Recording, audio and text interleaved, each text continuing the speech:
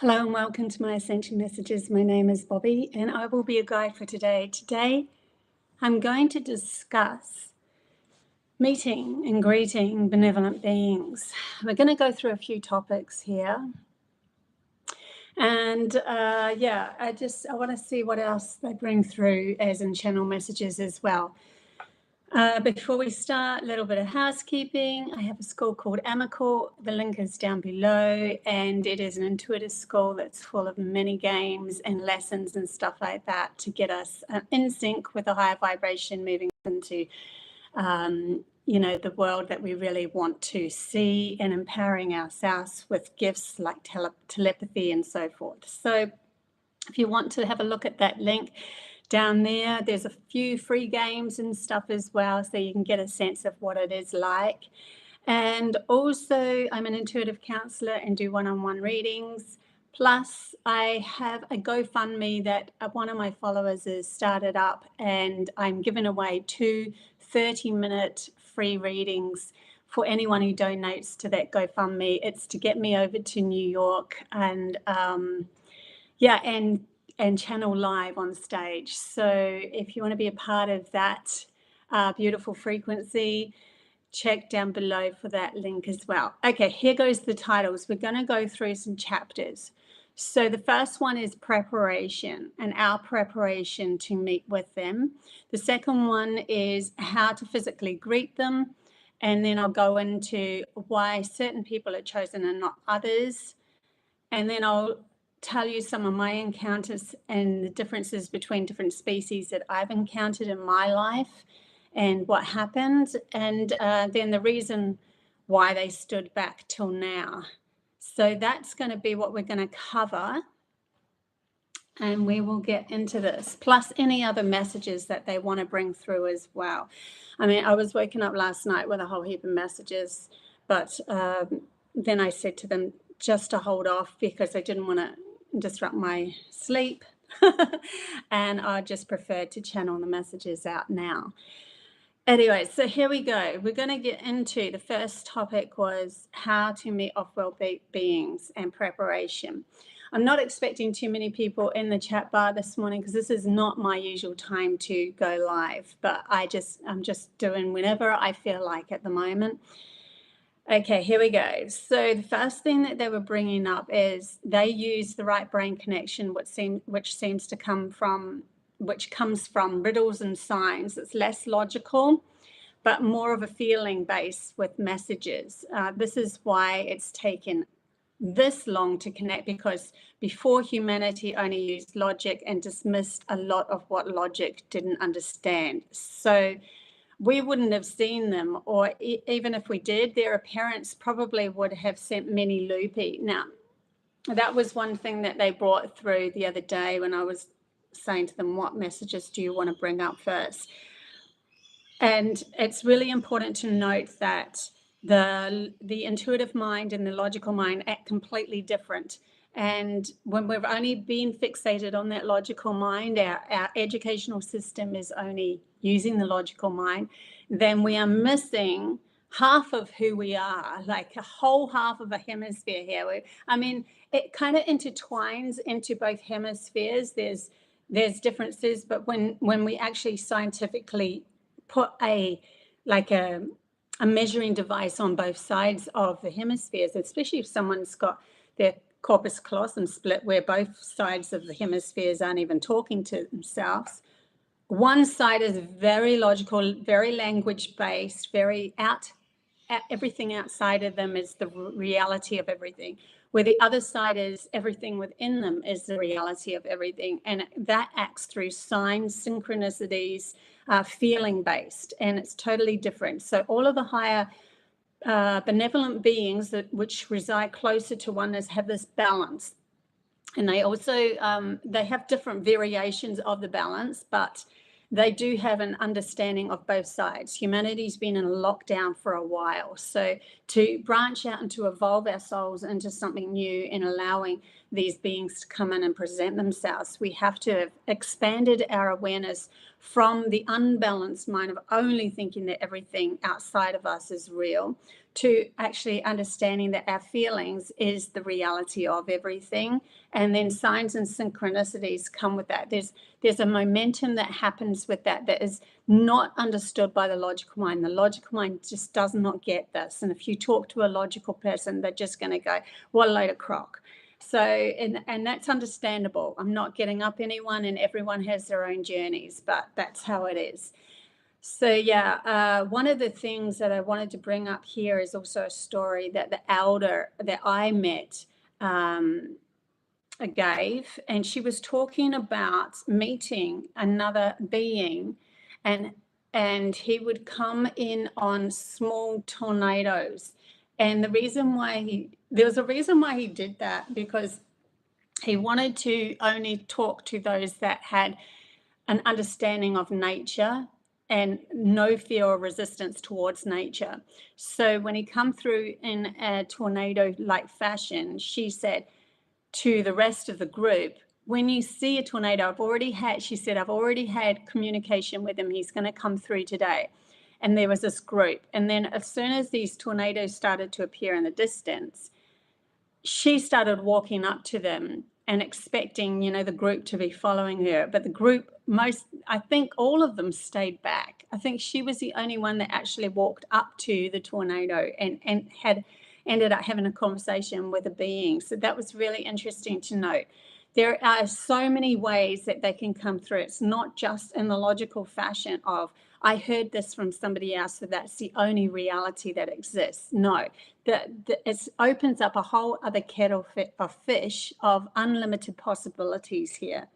So I wanted to bring up that very unusual story just to get you into an understanding that there is way more here than meets the so-called eye, or some repeating what somebody else has said, which is very logical based. They could meet you in a different fashion, in a different way as well. Many are going through these lessons now to be prepared for contact or the expansion. So this is all in preparation.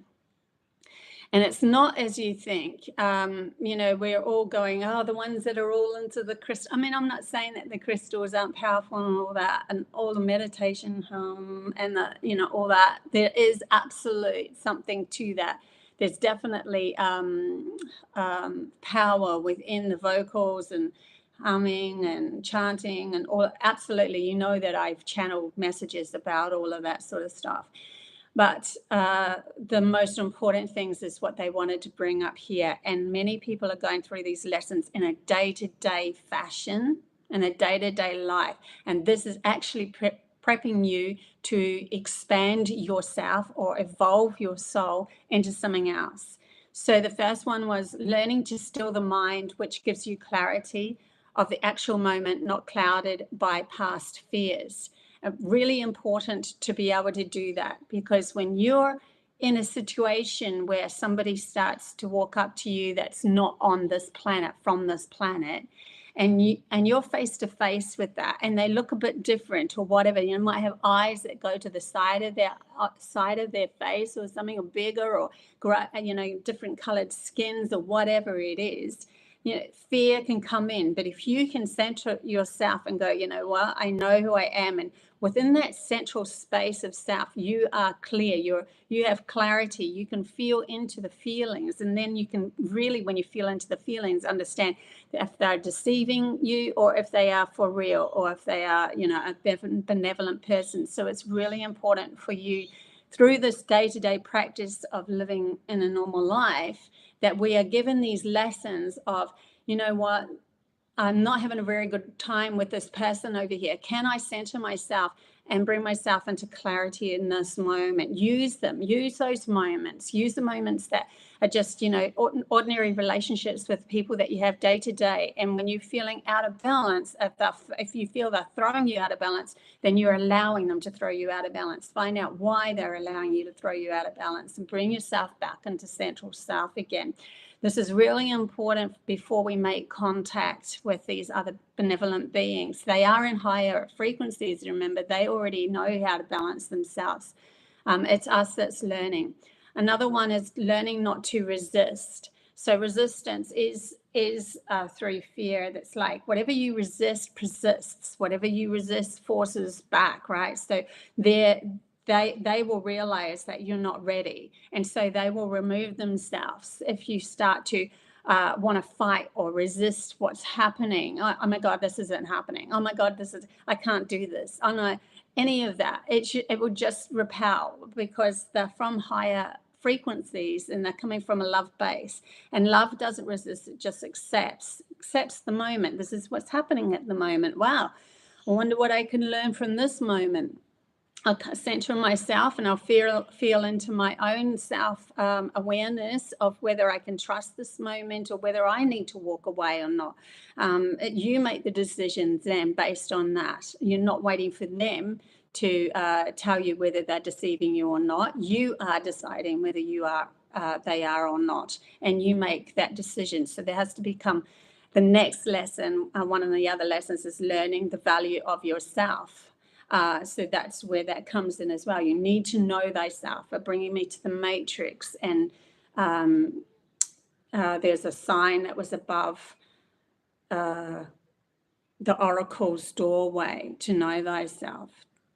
Something to do with that. And so anyway, that has to be one of the lessons that we're learning at the moment. Do you know who you are? Not only from a logical, practical means of, I learned all this, I have all these exams that I've passed, and look at all my awards on my wall. No, not only from that, but also, and I'm including in, right, because this is a whole self here. It's this life as well as your soul's knowing of your soul's past lives, who you are. Even if you don't know your soul's past lives, just knowing the frequency or the feeling base of who you really are from a feeling base. That sort of thing needs to be learned as well. The value of yourself, the self-worthiness of being here in this place, in this body, having this life. What value do you put in yourself? It should be immense. It should be immense.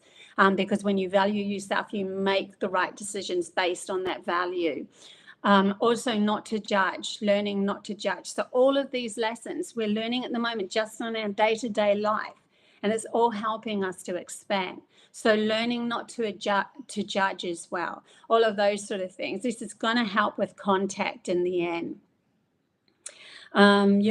Judgment is, you're not the same as me, so I'm going to judge you. And everybody out there has this different path. And when we see it from an observer point of view, and we realize and recognize that everyone that is present in your reality was meant to be in that presence, in that body, in that way, and that what they look and how they express themselves and what they do, whether they're coming to you to gift you a lesson, or whether they're coming to you to gift you a gift and to join and co-create and all that sort of stuff. But to judge something, if we're in a judgmental sort of an attitude, and a being comes that has very, very skinny arms, and all of a sudden you're judging the crap out of them, it's not going to work either. It's going to repel that meet up as well.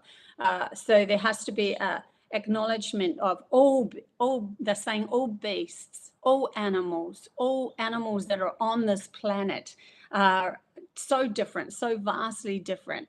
Any fear, go find something that you're a little bit afraid of, like maybe a spider or something that's completely different, in a completely different body, and see it from the point of view that it is source energy going on a journey, and that your fear will only create more fear. But when you move towards it and you see it through love and love it, there's something beautiful there. If we start to stop judging nature and how it moves and how it works, then we start to become more in the flow of it. All that sort of stuff is going to be very valued when it comes to contact. They are observing us, and how we are observing those things in different bodies that are on this planet, and how we are moving with them or against them or whatever, and what we're dealing with, whether we allow them in our environment or whether we say, no, this is my space, I need to keep it clean. Whether we're getting rid of them with the love. One of the things that's taught is, if you have to destroy something, not everything is in a cycle of being birthed and dying, everything. And when something comes into your reality, say for instance, something that you don't want in your room, I don't know, maggots or something like that, then, you know, you're not going to allow them crawl all over your bed or anything like that. But to get rid of them, you might kill a few. But I always say this, si luce, whenever I disrupt somebody's life, because I'm saying that I was taught that when I was over with the elder by another person, not the elder. And she said, when you sing si luce with intention, you are saying, thank you very much for your soul. It's time to leave now and go back to the universe and come back with as something that's necessary or needed in this reality, or necessary for your own involved evolution of your own soul. So, and it's just done with love. So even to do that with love is enough. They're bringing that up because it's necessary to understand judgment. We judge things because we feel out of control, that we can't control the situation, but there's always an ounce of controlling the situation as we move through this. You know, you're allowed to turn away. If you don't like the appearance, or you judge something of the appearance of a being that's coming towards you, it's okay, you're not ready. Just turn around and walk away. Don't go up to them with all this judgment and that in your head. It's not going to be a very conducive relationship. Mind you, they would leave anyway if they're benevolence, because they would feel. But they're just trying to help us come into alignment of how to embrace the right energies before we actually meet up. There's also another lesson that we're learning, the learning of valuing yourself as the observer, and that you always had the reins to creating your own path. We need to value ourselves hugely before we make contact with these benevolent beings, because they do. They value themselves. No matter what they look like, no matter what appearance, no matter what gifts they have, whether they have any or whether they don't, or wherever they are, they value themselves. And humanity has been taught not to value themselves, literally been taught to be slaves to the environment that we're living in, so that we can do the work, you know, we can do other people's works and that sort of thing. Okay, what else have we got? Sorry, I'm starting to heat up a little bit with all this channeling and information. Hey, Celtic. Hey, Sky. Hey, Debbie. Good to see you in the chat bar. Okay, we're going to go now into how to greet for the first time. I'm just thinking whether I can turn my fan on or not.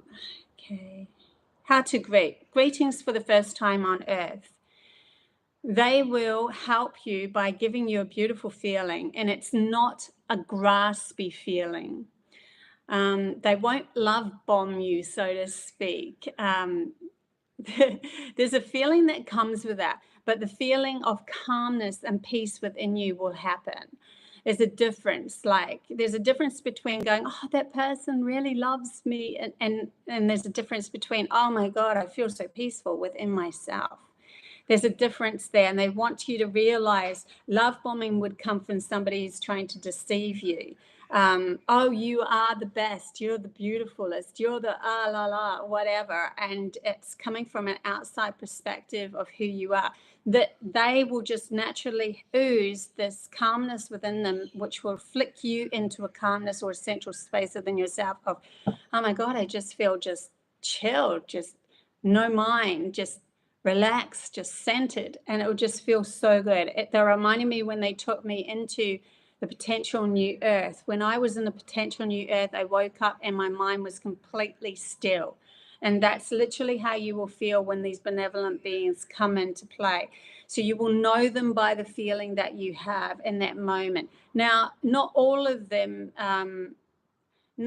you won't feel that, not every single time. They're saying there are certain species that can do that and certain species that don't, and there's reasons behind what they do. So just be aware. That's why it's so important to have self-knowing of whether you can trust or not trust. Remember, all trust isn't to do with somebody and what they do to you. It's to do with how you play the game from within you and how you move through life like that.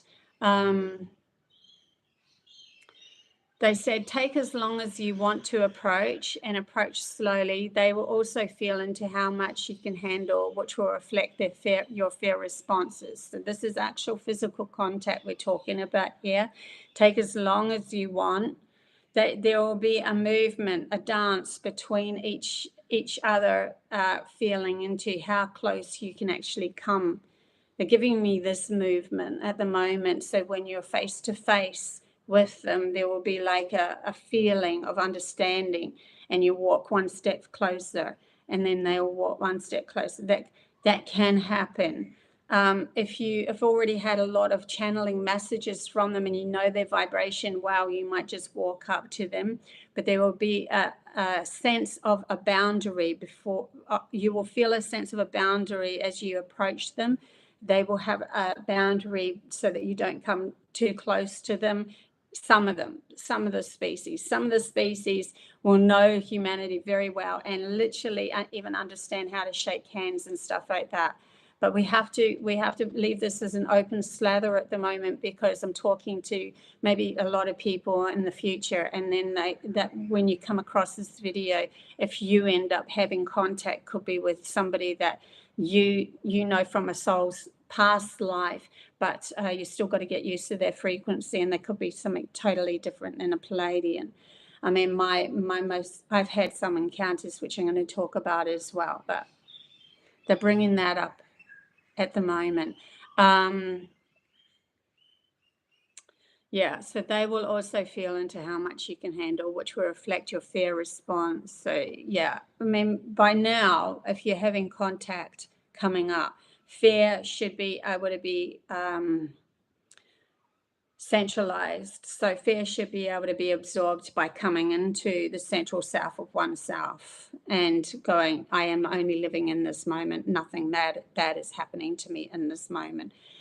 Because you know that you are the creator of your reality, and that you can change up your reality whenever you want. You have control, you have the reins. There's something to do with that too. So they said greetings on your home world would be something like, welcome, we greet you and recognize you as one. And one of the words they used with me was namaskar. So I was writing down a poem. This would have been in early 2000s. And when I was writing down the poem, at the end of it, they were talking about fear and relieving fear and all that sort of stuff through this poem that I was writing. It was pretty out there. And then right at the very end, I wrote this word, namaskar, and Namaska. And I'm like, I have no idea if that's even a word. I don't even know if that's a word. And it was a few months later when I actually looked it up. And I found this, it said on Google, there was like this write-up about the word namaskar was a very ancient word for namaste. And it meant greetings, I recognize we are all one. So I feel this is how they were connecting with me. And so, and this is, yeah, this was before even Avatar came out or anything like that. Yeah, so they were talking about that greetings, we recognize each other as one, because they're seeing that their fear was our fear, was their fear. They're seeing the mirror reflection of us, something to do with the mirror reflection of us. So I'm going to get into that a little bit later on. There's some write-ups about it, and that's why I'm kind of hesitating, because I'm thinking I'll wait till the write-up comes to, because I've got some write-ups on my phone of information that they've given me throughout since I put the title up, since I said that I was going to do this talk. But I really felt an urgency to do this, by the way, at the moment, for what's coming in the next couple of years and through to 2030. Okay, here we go. So if you do see into another soul, you know they are reflecting you. So yeah, okay, yeah, so they're bringing it up anyway. So in that greeting, if you do see into another soul, you know that everything is in a reflection of you, especially if you know thyself first. So you've already done all that shadow work and all that work that we're going through at the moment before contact, so that we know how to be able to handle ourselves in these situations. And so when we greet somebody, we want to greet them with absolute greetings. I recognize we are all one, because then it just merges the energies together to understand it's not of the body, it is of the frequency, it is of the acknowledgement of each other's soul's journey and what they're going through. And then you're alleviating all the judgment of the logical mind and their body that they carry, and all of that sort of stuff is alleviated. Something to do with that. Okay, I knew there was some other message there that they were going to pull through. So yeah, when we're actually greeting them, that's what I would say. Now, greetings if you're taken off planet. They wanted to bring this up as well, because in the future, this is where we're going to be ending up heading towards. Some of us are going to be taken off and introduced to other species. So I'm going to put it out here now that this message goes to people that are looking for this information as well. They said, greetings. They said, this is how we would greet. Don't put your hand out to shake anyone or anything like that. Just stand there and feel within your own power of who you are, and say something like this. It doesn't have to be exact, but I'm giving you a blueprint. Greetings. We are humans from the third planet Earth, from the star Sun. You could use the word sun, soul, or you could use the word Ra if you're meeting Pleiadians, because Pleaidians know our sun as Ra. So greetings, we are human from the third planet Earth, from the star Sun, in the solar system, in the solar star system. Do not expect to shake hands. So say that's how you would greet yourself, because you're now acknowledging you're human. You're from the third planet that is revolving around the sun in the solar system, in our solar star system. That's what they've given me so far. I have a funny feeling with that solar system that there's other words you could use, solar star system. I'm just going to leave it at that at the moment, because that's what I have at this moment. But as we progress and we go out there, we're going to learn different languages. But mostly, they said, most of them are telepathic. But if you want to use your words, you can. They actually think it's quite cool. Some species think it's very unique to be able to use language, and they will feel into the vibration of what you're saying anyway. So it's really interesting that they're saying that. Yeah, okay. So I literally get this big smile on my face, because they're giving me this feeling of that certain species are going to go, come on, speak. We want to hear you speak language, because we've never heard it before, where we don't use that, and it's so interesting. Excuse me, I'll just drink some water here. So do not expect to shake hands unless they offer, because some beings like to keep strong boundaries around their bodies due to hypersensitivity and empathy. So they're already in that high vibe, right? And they know how protective they are of their bodies, and they just want to make sure that the boundaries are set for themselves to feel comfortable in the situation of meeting with a human. See, we've got to see it from both sides of the story. It's not just us and our fair game playing out here. When we go out there, we need to have this certain respect of how things work outside of the normal contents of human relations. But if they make the move to reach out, then then if you feel comfortable, then you may also reach out a hand. But you need to feel comfortable too. Please don't do anything unless you feel comfortable, because if you do something uncomfortable, they're going to feel it. So as soon as you feel an ounce of uncomfortability or fear coming over you or something like that, stay still. Like, do that dance and stay still.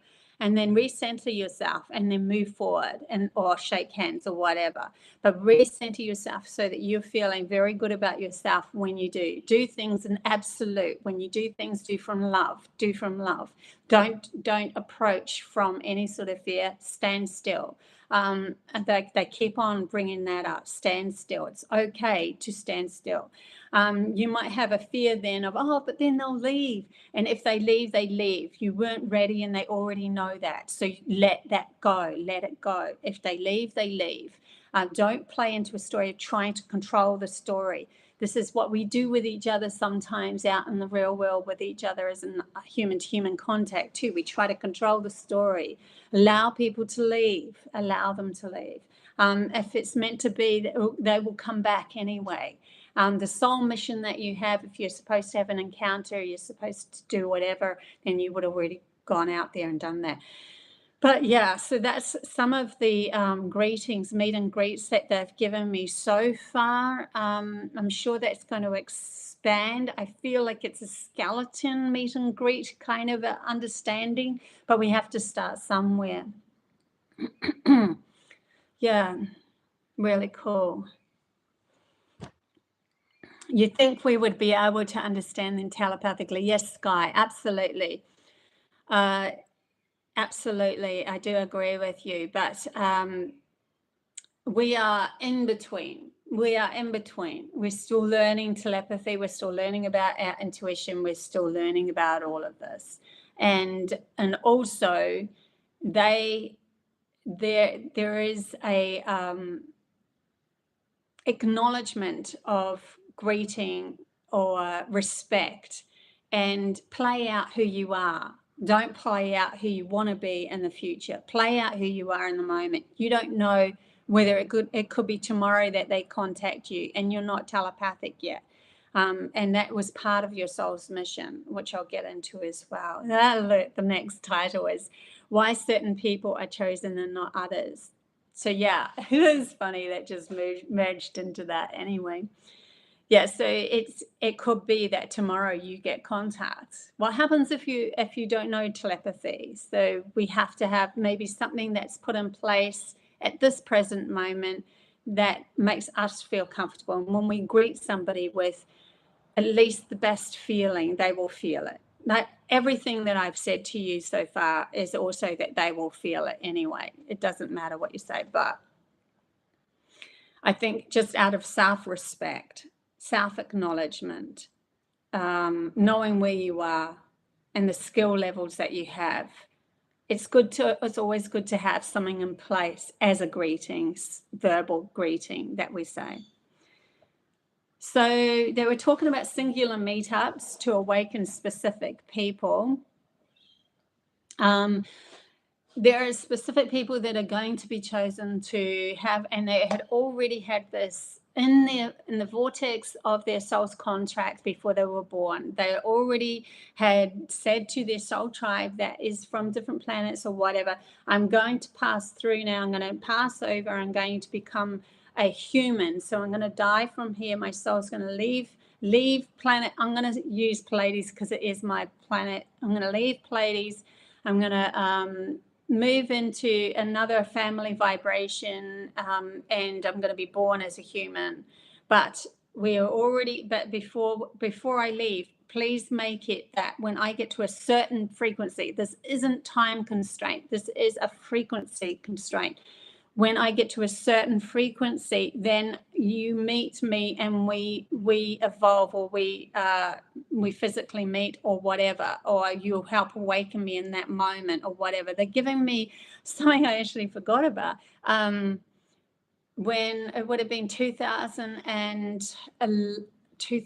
was at I just always remember because of where I was living, 2010. I fell asleep, and then I had a very vivid dream of meeting a Pleiadian being, and he put his forehead on my forehead and started to chant. And it started off with Ra, like he had to go through the frequency of our sun to get to me, Ra. And then he chanted all these syllables, and he put his forehead on my forehead, and then he turned his head and he started to speak in his language, and then he come back 5 times he did that, and as he was doing that, I was waking up and becoming more conscious. My whole body was vibrating, like I was shaking. My whole body was shaking. When this happened straight afterwards, I'm like, oh my God, that is so cool. And then I got this acknowledgement from him. I used to teach him when I was in Pleiades, and he said that to help me to evolve in this body and as a human, I was to get to a certain frequency before he could make contact. So he made contact through the dream first. Pleiadians do often come in dreams first. They like to do that. And then he was actually physically above me. There was some sort of astral traveling that he'd done, and he connected with me I can see him like floating above me, and then our foreheads got together, and then he raised me into a higher level of awareness. Now, it wasn't absolute in that moment. I had to go through the shedding of some things, but it was going to take me on that path. And it was something to do with the vibrational level. And I knew that I had to get to a certain frequency before he would make that certain contact. So see, these things, this contact can happen in many different various ways, not just a physical landing of a UFO and stepping out of, some sphere or something and then shaking hands and then saying howdy and all that sort of stuff. No, these contacts can come in very various ways. Yeah, so that's singular meetups that can happen, and it can happen that a physical ship can land, but it would already have been in your soul contract to have done so, especially if you're one of the forerunners or the first people to have this contact. And you wouldn't be somebody unless you were meant to speak it out, unless you were meant. Everything that you did doesn't necessarily mean that you're meant to speak it out. If you feel like it was just personally just for you, then it's personally just for you, and you will keep it to yourself. But everything is done without fear. So if you feel like you're supposed to speak it out like I do, then do that too. The only value is in your absolute of knowing that you are doing this from your heart. Whatever you choose to do and how you choose to share what experiences you have. So they also said those that have met before could become ambassadors to others as well, to choose others too. So you might have had an experience where you physically made contact with somebody and you knew that there was a portal there, or you knew that something was happening, and you knew that you had to go out to the world and find somebody that was part of the mission, is to find people that are the same vibration or similar vibration, where they could become evolved as well by you leading them to that area or that space. Now, we like to do things in an outerwards fashion, but many light workers are doing this from the inner self out to when they learn to astral travel, and then they awaken people. It's like ding, ding, ding. They're showing me like a wand going out, a light white wand. Ding, you're awakening, you're awakening, you're awakening. It's really interesting. Okay. But that's a possibility as well. They also said groups. When there's a group, I keep on getting something caught in my throat.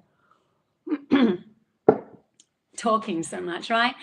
When there's a group, they said that sometimes they will be weeded out, just like that story that I told you about the elder and the tornado, and how those people weren't ready to see the interaction with the other being, and so they were put aside.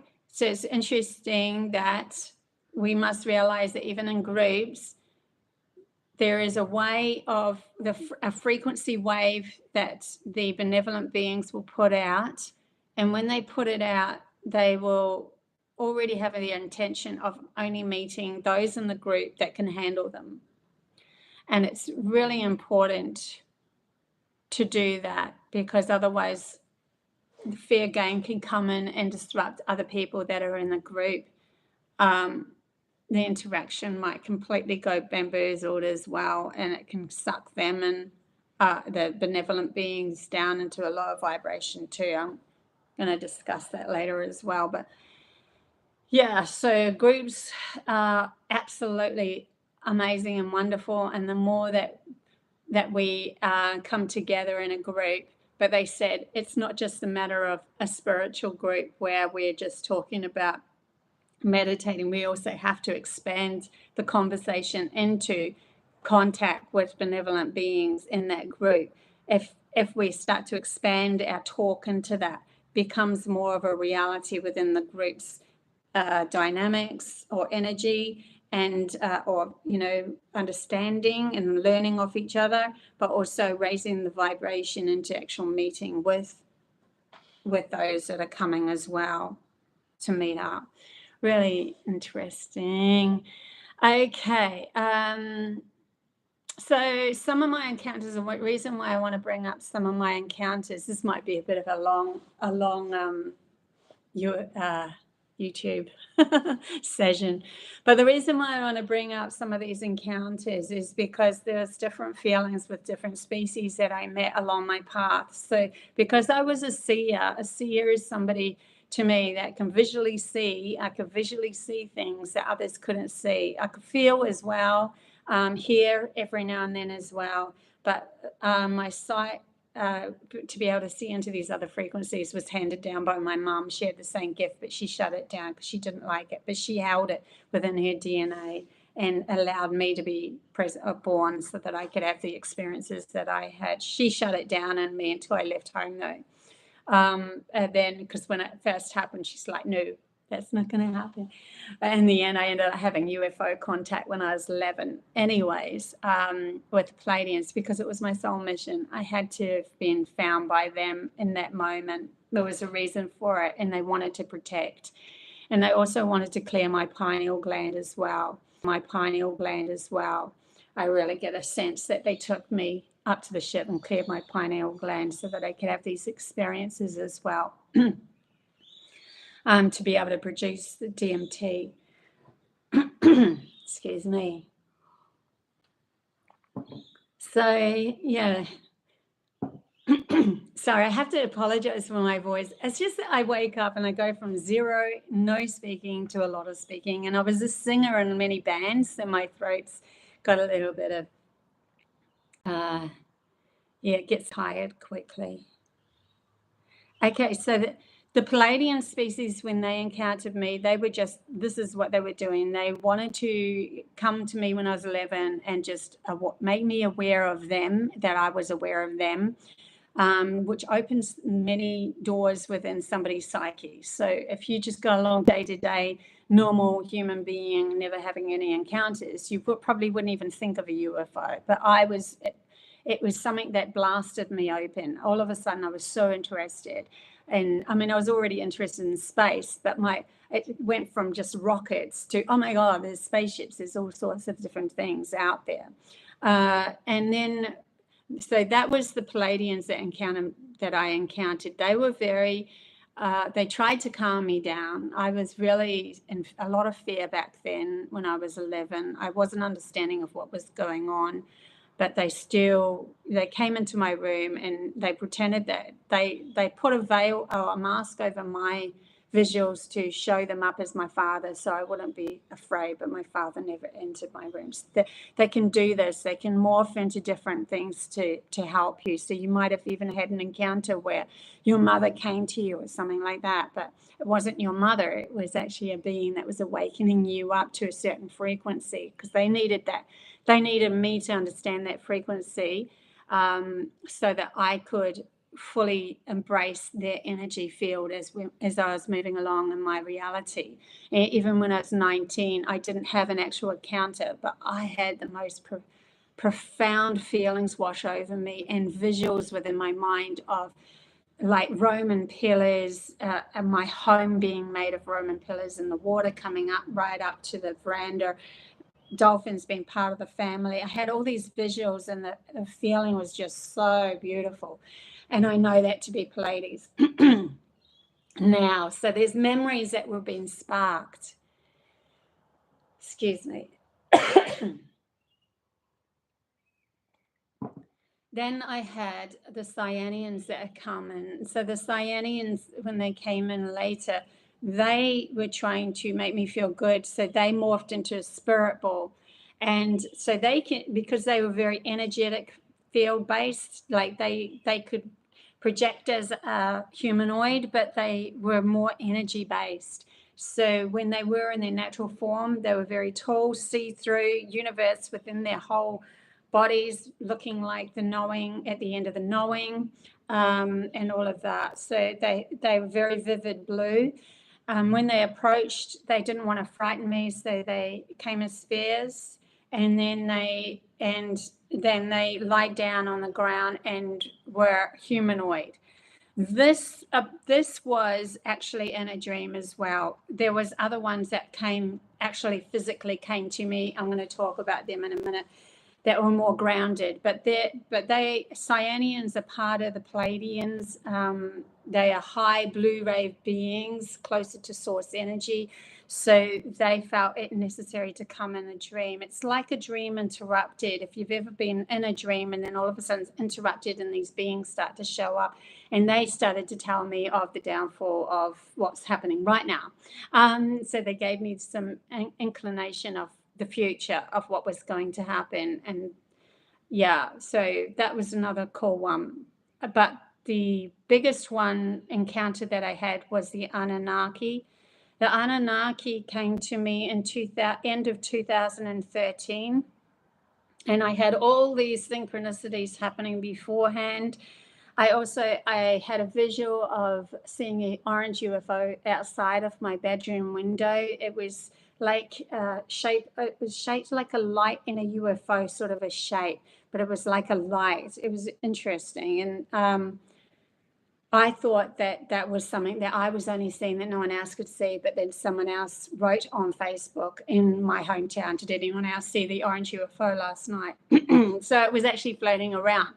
The very next night, they actually came into my room, and they were huge. They were like, I had very tall ceilings. They were like 8, 9 feet tall, maybe even 10 feet tall, because my ceilings were like, it was a very old house. And it was like 11 feet. Well, I don't know. I'm just guessing. Anyway, they had cloaks. They didn't want to show their face. I saw their hair was long and wavy and curly and come out of the cloak. They put me to the test and come out of the cloak. They put me to the test. So there was a test that needed to happen for me to see how much I could handle their energy, because they wanted to work with me over the next few months. And they wanted to see how much they could actually be physically in my reality and not. And they realized that there was fear within me. I sat up and they gave me a test. I had a lamp beside me. I could have turned it on. And I knew that if I turned it on, because I knew that I was seeing them through a visual of the alpha state, theta state awareness. Yes, I was aware of everything in my room. I was actually fully awake. If you stood in my room, you would have seen me sit up and be aware of everything. Some children are born with this gift, and it's something that I was born with. And when I sat up and saw them there, they gave me this. They knew that they wanted me to go through them to turn on the light that was beyond them, that was on the door, on the wall, not the one that was right next to me. So I literally, it was being wiped. I literally had no even thought that there was a lamp there that I could have turned on. I knew that I had to turn on the light on the wall, and I had to go through them. So I actually said, excuse me. I was very polite. excuse me, and I at least had no fear to do that. Well, I had fear, but it wasn't enough to stop me. And then they could judge or feel into where I was in a fear, in relation to fear of myself, as to how they could interact with me. And they ended up coming into dreams and pulling me out of dreams, and then taking me to different spaces and awarenesses and understandings and all sorts of things. They also are telling me now that they've hidden codes within me to bring brought up in future times as well. So there's some sort of interaction with them that they wanted me to hold in the recesses of my mind, and it will be like an aha moment when it happens. So that's another encounter that I had as well. They came to me in a dream. I kept on waking up being paralyzed after that, and I was really annoyed about it because I don't like that feeling. But they came to me in a dream and told me why that had happened, because they were taking me and showing me things, and they didn't. But they knew that my logical mind couldn't handle it, and so they kind of just did this in a way that I could handle. And they said, because their power, they have this immense power, and they were showing me, even if they just spoke, it would shake me to the core. Like their hellos, their greetings there was an intenseness to it that I couldn't handle. And because I was very empathic, very sensitive as well. Not saying that other people can't handle, but it's just how they interacted with me. So see how it's not as clear cut as just a physical UFO landing and that. There's all sorts of different ways that they can make contact with you. Also the Lyrians. That's interesting. My thing had flicked up. So also the Lyrians have another way of dealing with things too, because they have in their energetic field that their planets were all blown up. And they were like, this is many eons ago, but they still have in the energetic field, we need to make sure that you are of value to our society. We need to make sure that we can have an exchange here. And so they tend to swap, see. So they came to me and they're like, we need something from you. What can you? And then I said, it was like this exchange. I'll give you something if you give me something. And that's how it happened. And in the end, they gave me some information and some wisdom. And that meant that they were free to take what they wanted. And that's so just be aware of that too. Some of the I wouldn't call them tricksters, but they have this energetic field that still has some fear within them because of what's happened to them in the past. And so they can come across as a little overprotective. So just be aware with these different species that we're not the only ones that have. There are some that have some fear, but when you're talking about benevolent beings that are meeting you, there isn't the higher frequencies. There is no fear. They understand who you are, where you're from, and what you're doing, and they move appropriately towards you in that respect. But I'm just taking you to just above our level here, and so you might encounter some that, you know, if you give me that, I'll give you this. Be aware that you may stipulate what you are exchanging. Be aware of what you are exchanging and the full velocity of what you're exchanging before you say yes to. That's something that I learned from the Lyrians. And I'm not saying all Lyrians are like that. I'm just saying that's the ones that I encountered. So remember, this is a vast universe with vast different levels of species, and it's just huge. It's just huge. You couldn't even imagine like how fast it is. Oh, well, you can. Your imagination is as fast as your imagination could ever take. Interesting. So there's that. The angelic. If there was anything that was more angelic, there's like what we call angels. They are a specific species as well, and they can come in very, it seems like godlike kind of a interpretation, where I saw them flying around my room on horseback and white. I wasn't even religious at all, but they were wanting to interact with me as well. They are also telling me that they also embody specific energy lines within the personalities of humanoids. And we're talking about St. Michael, Raphael, and, you know, those sort of angelic sort of beings. They actually, something to do with the becoming personally involved in humanity from eons ago. So they're around as well, and seen depicted in religions as angels, but they're actually beings too that have fought wars for us and all sorts of things. Okay, interesting there. it's a lot of information. I feel like there's a whole heap of different species out there that's a little bit too overwhelming for me at the moment, but I'm trying to do the best I can for you guys. Right. The reason why they stood back till now, and we're talking about the high-end benevolent beings that will make contact with humanity. They always knew that this was going to be on the scale with certain specific humans, and with more and more and more of us as we go along. It's an opening up of it's an expansion of our soul and human body. But the reason why they stood back till now is not only they're not so much afraid of you. It's because they don't have that fear, but they are more afraid of if they did interact with us, and the fear, they see fear as a disease, a dis-ease, and also it can whirl you into it. And they show me like a spiral being whirled into this fear, and that can happen with certain species where they lose their and what word can I use for that? They lose the integrity of themselves, their authentic self, and can lose themselves into the fear of humans as they try to help.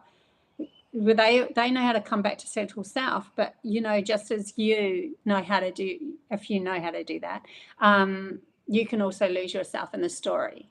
And so if they lose themselves in the story, their soul will de-evolve into being born as a human. And this has actually happened in the Roswell crash that happened. There was a boy that was born around that area in Mexico, and he had white hair. He was born almost like albino, and he was very different to the rest. And then he started to recall and have memories of being in the Roswell crash. And he used to do talks. I don't know if I can find his link anymore because I don't honestly know his name, but he used to do talks. He used to hold a crystal when he did the talks. I remember that much. And he was saying that he can remember being in that crash. So what had happened is the crash wounded not only his physical self, he had killed off his physical self, it also wounded his soul, and he got caught or entrapped in the human consciousness. And so he was born as a human, and now he has to remember who he was as that superior being beforehand and evolve into that. But there's also sometimes soul contracts that happen that's all part of the play for humanity, to be able to listen to him and learn from him as well. But so there's always something to gain from something like that. But this is what the benevolent beings, that they don't want to entangle too much. That's why they're saying a lot of the sightings that are happening around UK, USA at the moment, not true. There are definitely, their encounters have expanded, and it got to a certain expansion, and so then the release of the drones and so forth was so-called needed, because the draconian story wanted to still hold control over humanity, and so they knew that to control something they have to be involved in it, and so that's what they do. They involve themselves in it and confuse everybody. But then the confusion is also in bringing us inwards into saying, well, we can't trust anything outside of ourselves. So it's actually teaching us a lesson of trusting our own intuition. So that's the value that's coming for humanity. Doesn't matter what they do, they're actually going to evolve humanity's consciousness. Whether they do something wrong or so-called negative towards us, it'll resist, it'll end up pushing us into self-awareness. And so the story will still evolve. Humanity is going to evolve, whether they like it or not. they can't see beyond a certain point anyway. Yeah, they actually don't know what's coming next. They are trying to push humanity's consciousness through movies of fear-based movies of ETs and so forth. They're trying to push humanity's consciousness into their story. But we're becoming more evolved than that. We're seeing it for what it is. It's just their story. It's not ours. So when we focus our intention on connection with benevolent beings, then benevolent beings are the ones that we're going to end up moving towards. And we've learned how to distill our own fear and so forth so that we can come into communication with them. So yeah, I think I will leave it there, guys. That was actually pretty good. I thought I was going to go over time. I don't think that there's anything else. I just realized I did all of that without hardly holding on to my... Is there any other messages? Sorry, holding on to my crystal. Is there any other messages you'd like to bring through at this moment, or should we leave it for another moment? I feel like there's going to be more and more videos that I'm going to produce about this topic as they come through with more information. And this is just the tip of the iceberg, they're saying. Tip of the iceberg. And it is absolutely happening, and it is going to happen. It is more going to, there's more that's going to happen. It is absolutely happening. We are evolving into expansion. And just as our DNA expands within our physical form, so too does our awareness of our outer reality. Yeah. Is there anything else that you want to bring through that could help guide humanity? Just keep doing what you're doing. The story that you are going through at the moment is part of the lesson, is part of learning how to have new relationships. I might do a relationship channel message just purely on relationships, human-to-human relationships, love, soul contracts and all that sort of stuff. Yeah, I might do a channeling on that, because the things that are happening at the moment with humanity and our relationships with each other is actually teaching us how to evolve to be able to have contact with them as well. So yeah. Okay, guys, I think I'll leave it there until I'll be going live tomorrow. I've got a few other messages that I'm going to bring up tomorrow. Yeah, we'll just keep doing what we're doing. Love you guys. Until next time. Bye.